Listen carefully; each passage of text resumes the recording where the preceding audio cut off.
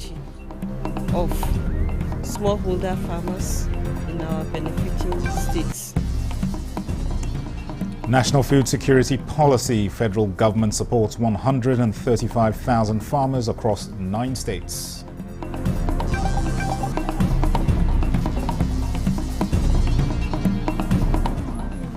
National Institute for Cancer Research and Treatments deploys mobile clinic for cancer screening.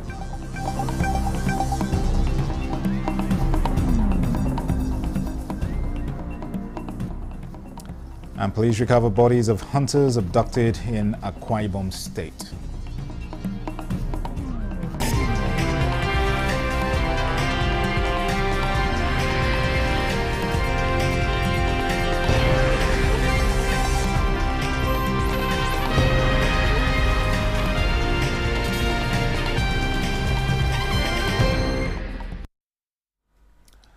Hello and welcome to the news desk at 6 on Nta News24. We're live in Abuja. I am Dennis Adegunloye. We will not relent in promoting Nigeria's cultural values through educational programs. The Minister of State for Education, Dr. Tanko Sununu, said this as part of assertions at the President's School Debate Nigeria Finals. Zenret Dingmun reports. If you want to stop and bring back education system in Nigeria, you should focus on educating the girls. Nigerian students depicting the importance of education through intellectual arguments on issues of concern in the sector. 6 teams from Rivers, Kwara, Enugu, Osun, Ekiti states and the FCT took turns defending their motions, with Team Enugu clinching the first prize. Minister of State for Education, Dr. Yusuf Tanko Sununu, and other interested groups underscored the importance of engaging students in such activities that will enhance their creativity and innovative ideas for a better Nigeria. It helps us to model them and improve their critical thinking skills. It also encourages us to see how students participate, collaborate, and work in harmony as a team. Strive for greatness and work together toward a brighter future for Nigeria, embracing diversity and promoting inclusivity. This championship is not just about individual achievements. It is a celebration of the collective spirit that thrives in our students. All the states that participated in the national finals will represent Nigeria at the International Debate Championships. Minister of the FCT Nyesom Wike, in addition to sponsoring the event, donates 500,000, 300,000 and 200,000 naira respectively to the first 3 teams. In Abuja, Zenred Dingmun, Nta News. In-class training for quality assurance assessor certification has been ongoing in Abuja for training providers to aid the work of caregivers in geriatrics. Elizabeth Omori reports that the training is at the instance of the National Senior Citizen Center and is to build a geriatric social care quality assurance system that is globally competitive. This qualification that you have enlisted yourself to receive is one of the cardinal indicators that any institution is serious for accreditation. Having training providers, national benchmark and minimum standards, for accessing and accrediting everything that we need to do in this field is looking out for these frail and vulnerable older people. To tell them that we value them. The National Occupation Standard, the Director General NSCC says, will be used to facilitate the training. NBTE, caregivers and academic institutions are partnering to identify the gaps in the care industry. Federal government, in partnership with the International Fund for Agricultural Development, IFAD, is driving the National Food Security Policy with 135,000 farmers in 66 local areas across 9 states under the Value Chain Development Program, VCDP. National coordinator of the program, Dr. Fatima Kabiru Aliu, disclosed this during the 11th supervision mission to Nasarawa State. Achigili Magaji reports. The program focuses on the development of agricultural markets and increasing market access for smallholder farmers and small to medium-scale agro-processing.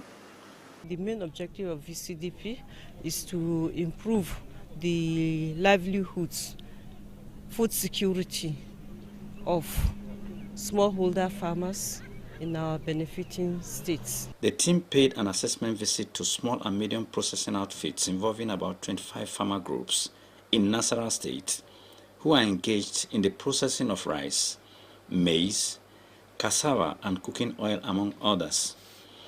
All our community are very appreciate the effort of the VCDP to give us, all of our members, our people in the area, what to do. The Director, Project Coordinating Unit, Federal Ministry of Agriculture and Food Security, Dr. Kusi Peter Kukwi, assured that the federal government will continue to provide the desired platform for the program's mandate to be met. These are the type of things we want to see, encouraging our rural people to improve on their businesses. What we have been doing so far is intervening in the areas of rice and cassava value chains. At a meeting with Governor Abdullahi Sule, the country director IFAD, Mrs. Dede Ekoe, assured the governor of the sustainability of the program to end hunger and poverty among the rural populace. The supervision mission is aimed at conducting a comprehensive assessment of the value chain development program's progress and achievements in Nasarawa State for informed strategic decisions for optimized program implementation. Achigili Magaji, Nta News. Biosafety technology in Nigeria is described as crucial for several reasons, particularly given the country's need to balance the agricultural development, environmental protection and public health. This was the submission of speakers at a workshop by the National Biosafety Management Agency in collaboration with the United States Department of Agriculture on agricultural biosafety biotech communication. Steve Lonoai Nwakolo reports. Biosafety technology refers to the set of practices, technologies and policies designed to ensure that the development, use and release of genetically modified organisms, GMOs, and other biotechnological products are safe for humans, animals, plants, and the environment. The Director General and Chief Executive Officer of the National Biosafety Management Agency, EDMA, Dr. Agnes Yemisi Asagra, gives an overview of Nigeria's biosafety system. For safety measures in the application of modern and emerging biotechnology, the only thing is that in certain times you have to domesticate them so that it can fall in line with what is happening in each country of practice. The United States Department of Agriculture, USDA, Counselor Chris Brelecki, amongst other speakers, enlightened the participants on the national, international regulatory framework on biosafety and misconceptions surrounding the GMOs. But aside from that, just in May we sent different groups to the United States, Nigerian business folks, scientists, government regulators to the United States to participate in exchange programs. So in May we had 2 programs leave from Nigeria, where we invited Nigerians to go to the United States to work in U.S. universities. All that you have learned, and now that you have been told, what do the scientists say? What is the consensus of scientists on this issue? The strategic communication training is aimed at equipping influencers and reporters on the models of reporting biosafety and biotech regulations in the country. In Abuja, Steve Lonai Nwaokolo, Nta News. Meanwhile, the National Institute for Cancer Research and Treatment is deploying the use of a mobile clinic for screening the population by taking cancer screening to the communities, markets and farms. This is to remove impediments many are confronted with when they visit hospitals. Guests on Good Morning Nigeria believe this will also go a long way to boosting early detection and life-saving treatments, as well as provide more data on cancer. Cancers are in stages, stage 1, 2, 3, and 4 in most cases. So stage 1 and 2 are called early cancers, while stage 3 and 4 are called late cancers. So early cancers, the chance of cure is very high. It usually ranges between 70 to 90-something%, depending on the type of tumor that one has. About 30% of these cancers can be prevented by just adopting lifestyle changes, avoiding certain exposures and the like. About 30% can be prevented by detecting them early and treating. And then the other 30% are amenable to various forms of treatment. So it's not, as my colleague has said, it's not a death sentence as many people assume. And this is the information we need to get out there. They are calling for a holistic approach to tackling the multi-dimensional challenges of cancer in Nigeria to reduce the increasing cancer burden and mortality. And Nigeria is escalating surveillance to limit the spread of Mpox and mitigating mortality. Guests on Good Morning Nigeria believe past experiences have aided the country to tackle public health concerns proactively. Lydia Sampson reports. With a multi-agency task force activated across the country, health practitioners are optimistic of limiting Mpox from escalating to a more serious national emergency. They are, however, categorical that advocacy on preventive behaviors should be heightened. We're not going to go all out to, at least currently, all out to do what we call mass vaccination for everybody. You know, that will not be enough for our population. So based on the epidemiology and what the disease trend shows us, so those states that are mostly affected are the states, the Bayelsas, the Cross Rivers, the Ogun, the Lagos, and all of that. Engaging in advocacy to change behavior, to see people have what it takes, wash your hands, don't eat uncooked meat, and then, of course, because so we are doing that on that front. The girls say, though prevention is critical, persons already screened and found positive must be isolated for treatment and management to stop transmission. It's not that we are not aware of the fact that there is Mpox in the country. What we are trying to do, just like Prof said, is to limit its more cases with accompanying morbidity and mortality. And I think that is what the Nigerian government is doing in terms of surveillance and ensuring that all the necessary things are being carried out. They urge Nigerians not to tag any high fever with intense headache as malaria, but visit hospitals for screening to eliminate Mpox. The donation of 10,000 vaccines from the United States, they say, provides additional hope of tackling Mpox in Nigeria, as state with highest burden will be prioritized. In Abuja, Lydia Sampson, Nta News. Indicates that 532,600 individuals were affected in 28 states. Bauchi has the highest number of victims with 86,000, while the FCT has the lowest with 1,000 affected persons. The total of 179 deaths were recorded in 15 states.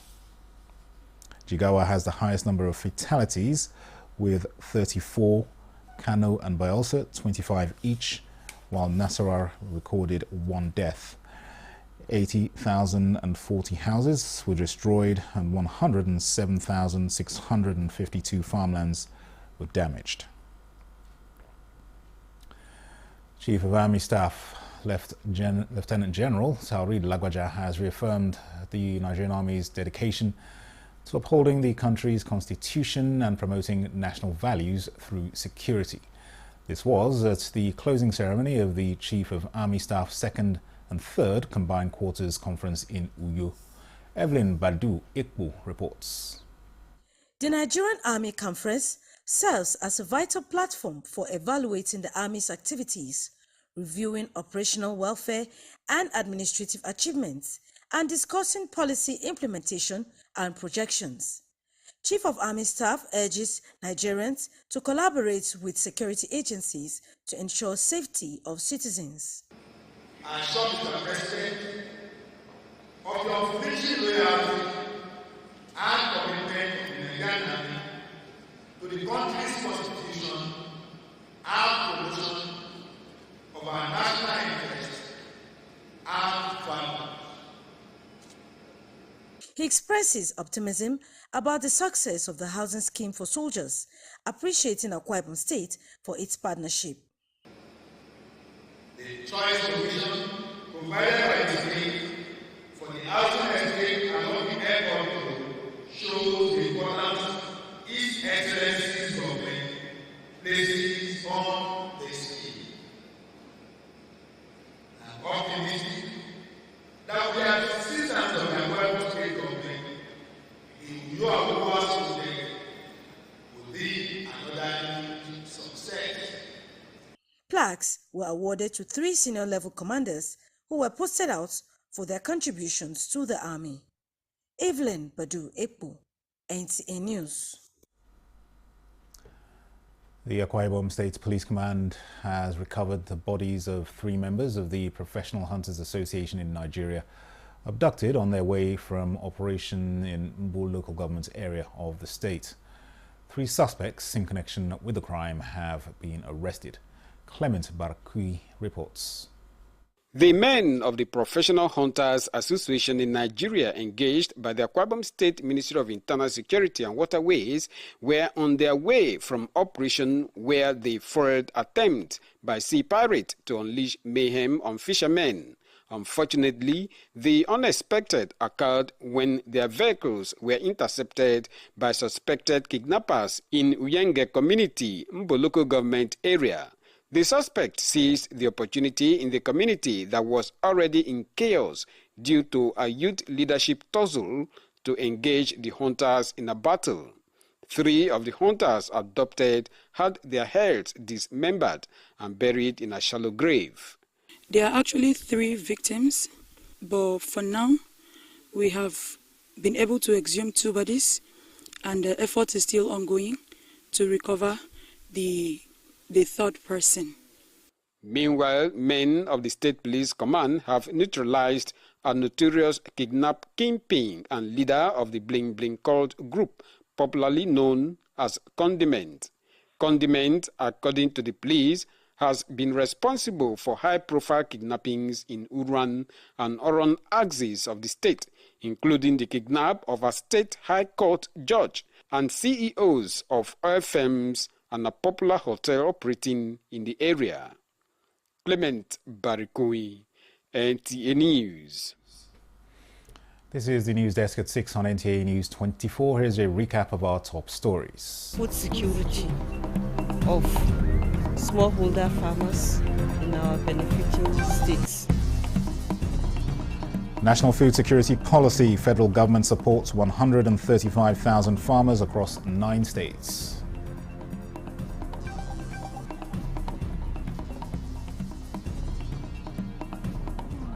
National Institute for Cancer Research and Treatments deploys mobile clinic for cancer screening.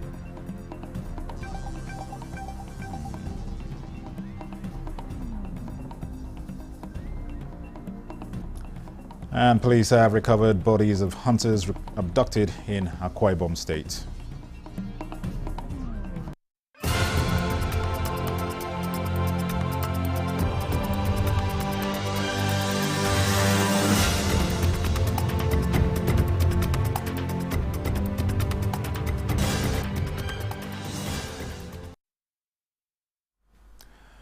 The Northern Youth Network on Peace, NYNP, has described former National Vice Chairman Northwest of the All Progressives Congress, Salihu Lukman's recent criticisms of President Bola Tinubu's administration as farcical interventions that should not be taken seriously. A statement by Adaji Ajibili says that Lukman's comments are a desperate attempt to distract Nigerians from President Tinubu's tangible progress in various sectors, including economic reforms and infrastructural developments. He praised President Tinubu's leadership, saying he has consistently demonstrated his commitment to the Nigerian people. adding that the statements by Lukman asking opposition leaders to develop an alternative political platform by December 2024 if they were to wrestle power from President Bola Tinubu and the APC is the last straw that confirmed that he needed urgent help in his political career. The Northern Youth Network on Peace urges Nigerians to ignore what they described as desperate rants, which they believe reflect his personal ambitions rather than the national interest, as they do not represent the sentiments and beliefs of the North. A total of 578 recruits have been officially training at the Nigeria Police Training School Ilorin, with a call on the new intakes to be disciplined and see their new status as a call to duty for the Nigerian nation. The 578 recruits who are from Kwara and Kogi are among the 10,000 successful applicants in the 2022 constable recruitment. Formally welcoming the candidates to the training school, the Kwara State Commissioner of Police represented challenged them to be dutiful in training and not be distracted in order to come out in flying colors. Nigerian police is rebranding, and the recruits must be ready to be the new face of the force that works for the people. Whatever they are teaching you is not for you to pass the exam alone. It's just like a medical doctor. They are not teaching a medical doctor so that you will do exam and pass. Because the thing they are teaching them, you will use it throughout this job. So it's not just to pass. When they teach you stealing, when you go to the field, you will confront those who steal, and you know the elements in stealing. The inauguration provides an avenue for the commandants of the training school to roll out the code of conduct for the new intakes. Lateness to parades, stealing, absenteeism, and other forms of indiscipline are some of the acts the recruits must avoid in the next 6 months of training to avoid sanctions. Physical assault, abusive and use of derogatory language among recruits on training and other personnel of the college is prohibited in the school. You should always make use of your mosquito net to prevent yourself from being bitten by mosquito. We are going to be humane. Nobody will be witch hunting anxiously that witch, but just obey all the guiding rules read to you today. The recruits in training is comprised of 247 candidates from Kwara and 331 from Kogi, with a total number of 441 male against 137 females. Speaker, House of Representatives Tajuddin Abbas has expressed sadness over the passing of Hajia Habiba, wife of the late Emir Zazzau Shehu Idris. The late Hajia Habiba died on Friday in Zaria at the age of 79 and has been buried in accordance with Islamic rites. The Speaker, in a condolence message, says the Zazzau Emirates and Kaduna State have lost a true mother. He described the late Hajia Habiba Shehu Idris as a dedicated and committed woman who served humanity with zeal and sacrifice. He commiserates with the Zazzau Emirates and the government and people of Kaduna State over the loss. And with that, we conclude the news desk at 6 on Nta News 24. Thanks for watching. I am Dennis Adegunloye.